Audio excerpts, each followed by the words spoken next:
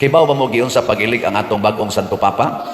Nga maunay leader sa around 1.4 billion Catholics. Way kwartang na involve nga iya personal. Gani, sa mga tao nga hilig kayo mo kanang analyze, ang survey sa mga hilig mag-analyze aning kinsay masunod nga Santo Papa, kanini ang na-elected karon si Cardinal Robert Francis Prevost. Ang iyarang percentage nga posibleng mahimo siyang next pope, 0.6%. Layo kayo. Atong niaging buwan ko no, itong before pagkamatay yun ni Pope Francis, ang iyang unang percentage, 2.1%.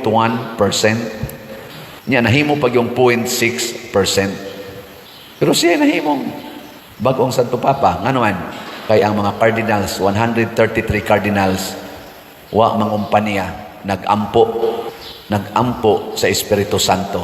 Una nilang butar, wa maabot og 2/3 mao tong pag-aso, itom ang aso.